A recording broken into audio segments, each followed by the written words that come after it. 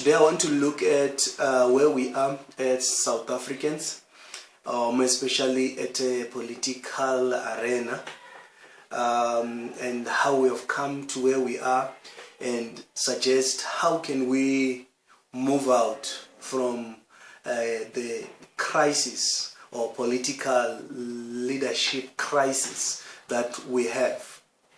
I want you to look at how bad the things has gone since 1994. Currently, there's so much scandals around the procurement of PEEs that has to do with the crisis that we are in, or epidemic that we are going through, the corona.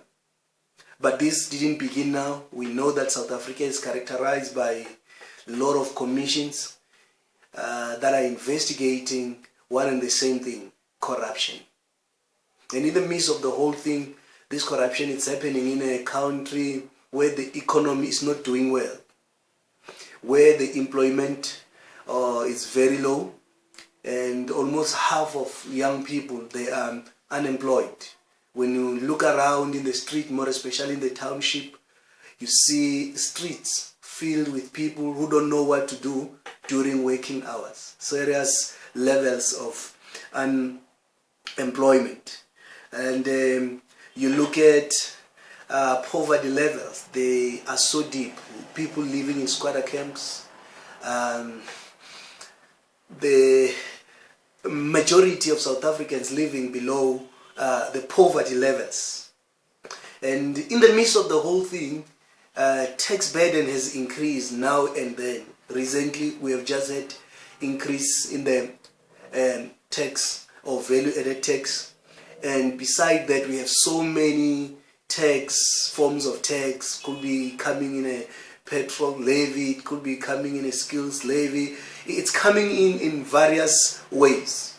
And my question is, what is happening to this money? And when you look at it, the budget went out, people have paid the tax, and the houses that were supposed to be built have not built.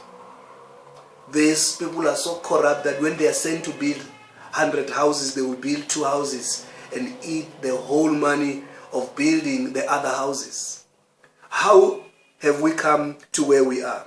Proverbs 29 verse 2, I think, gives us an answer.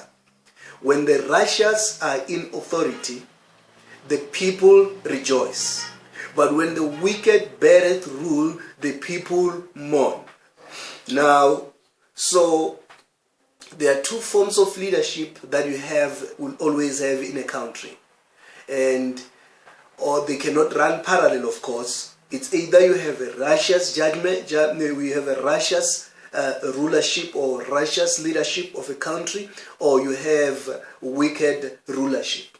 And the Bible is very clear that when the wicked beareth rule, when the wicked are in power, people are going to mourn. And when you look around South Africa, and it's not just only South Africa, our neighboring country, Zimbabwe, and you look at many African countries, indeed, people are mourning, people are groaning, people are frustrated.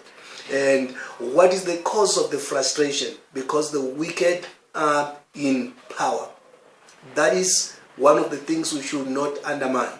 And what are we doing as Christians, or as the saints, or the righteous people of God, the holy nation? What are we doing? What we are doing is we are praying. But the Bible doesn't say when the saints pray. When the saints pray, people will rejoice. No, it says that when the righteous are in authority, people rejoice. So joy will be released when the righteous take power, when the righteous assume the authority. So if we don't do that, we must expect that in the next 10 years, in the next 50 years, as long as the people that are in authority are wicked, people are going to continue to mourn. People are going to continue to groan. That is very important. So it's either the righteous decide to take power, take authority, or if they don't do so, people will remain under a heavy yoke, a heavy burden. They will continue to suffer unnecessarily. And the tax burden will be increased, and it will be used to finance the luxurious lifestyle of the few who are connected to those that are in authority. Now, there are a few things that I want you to look also at. How do we change this? Simple. Remove the wicked and put righteous people in authority. That is very important. How do you change that? You change it by making a decision. So somewhere, somehow, as a church, somewhere, somehow, as the righteous people of God, somewhere, somehow, as the saints, we have to decide to come together and say we are sick and tired of the wicked people, and we are going to remove them, and we're going to select someone amongst ourselves who will lead with righteousness, who will lead with godly attitude. That is very important. Now, one of the things that I want you to look at this matter is, the Bible says we as Christians, we are the righteousness of God. So when the righteous are in authority, it is as if God is in authority. It is as if God, the righteous, is in authority. So God is not going to come down and rule on our behalf. God is going to use us. God is going to use us as His righteousness to take the authority. We are the righteousness of God. So we have to rise up and take our place of leadership and allow the nation to be changed by us. The righteous must be in authority for a city to rejoice, for a nation to begin to experience prosperity and great success. Another thing that I want you to look at that is very interesting. I don't want to be long. I just want to give you this. Now, it's not just going to happen by a miracle that you will find the righteous in authority. Prayer alone will not make that happen. We've got to take a decision. Number one, I want to give you an example. For Pharaoh to release the Israelites, Moses had to stand up. He stood up and say, let my people go. So someone must stand up even in this time as the righteousness of God and assume authority and redirect the nation and say, let my people go.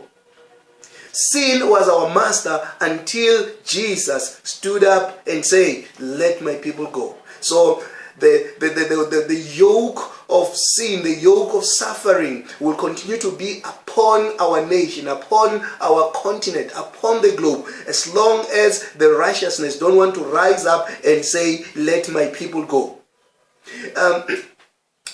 Way back there, slave trade could not have been abolished if William Wilberforce didn't stood up and say, let my people go. He spent 10, 20 years of his life submitting various propositions to the parliament and legislation that will later, at the end of his life, abolish this slave trade in England.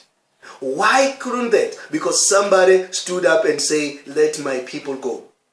Black American can vote today because Martin Luther, even as a man of God, stood up and say, let my people go. So somebody in the house of the Lord must stand up. We must stand up and say, the righteous must now be in authority if we want our nations to be changed, if we want our people to begin to experience prosperity, to begin to experience success, to begin to experience greatness. In closure, don't forget that even South Africa, it was not liberated because of many other people. South Africa was liberated because the church stood up and says, we are sick and tired of this nonsense. We're going to stand up and bring the change. And even our ANC that we're talking about, it was informed by the wicked. If you remember, it was formed in the house of God, in the church. People met in the house of God to bring the change that you're experiencing, the freedom that we have today. And the leaders of that organization were not just mere politicians. They were pastors, they were ministers of the gospel, the leaders of that original ANC. I want to tell you something. Somebody must stand up and say, let my people go. When the righteous are in authority, people rejoice.